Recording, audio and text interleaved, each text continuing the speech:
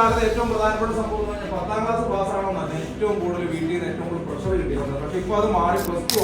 അപ്പോൾ ഓരോ കാലഘട്ടത്തിനനുസരിച്ചിട്ടുള്ള പല പല പുതിയ പുതിയ മേഖലകൾ ഉണ്ടായി വരുന്ന ഒരു സമയത്തോടാണ് നമ്മൾ പോയിക്കൊണ്ടിരിക്കുന്നത്. അപ്പൊ നമ്മൾ ചിന്തിക്കേണ്ട കാര്യം, ഈ കഴിഞ്ഞ ഒരു 10-100 വർഷം കൊണ്ട് ലോകത്തിൽ ഒത്തിരി മാറ്റങ്ങൾ ഉണ്ടായി. ശരി, മാറ്റങ്ങളാണ് ഇനി വരാൻ പോകുന്ന 5-10 വർഷം കൊണ്ട് വരാൻ പോകുന്നത്.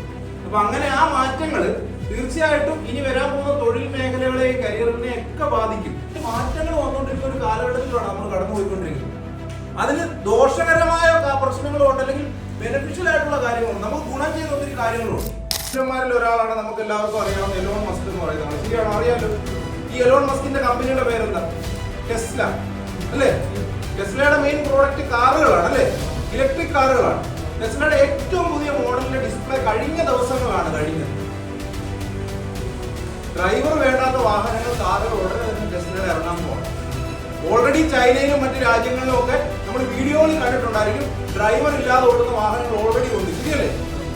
അപ്പൊ നിങ്ങൾ മനസ്സിലാക്കി, ഒരു 5-10 വർഷം കഴിയുമ്പോൾ നമ്മുടെ നാട്ടിൽ ഡ്രൈവർമാർ വേണ്ടാത്ത വാഹനങ്ങൾ വന്നു കഴിഞ്ഞാൽ ഈ ഡ്രൈവിംഗ് എന്ന് പറയുന്ന തൊഴിൽ മേഖല തന്നെ ഇല്ലാതാകും. ശരിയാണോ അല്ലയോ? അപ്പൊ നമ്മൾ മനസ്സിലാക്കേണ്ടത്, അങ്ങനെ ഓരോ കാലഘട്ടത്തിലും ഇങ്ങനെ മാറ്റങ്ങൾ വന്നുകൊണ്ടിരിക്കുകയാണ്. ഈ ടെസ്ലയുടെ പുതിയ വണ്ടിയുടെ ഡെമോ അതിന്റെ കാണിച്ചു കഴിഞ്ഞപ്പോൾ ഡ്രൈവർ വേണ്ടെന്നുള്ളതല്ല, അതായത് സ്റ്റിയറിംഗ് പോലും ഇല്ല, അതായത് ഒരു സ്ക്രീൻ മാത്രമേ ഉള്ളൂ.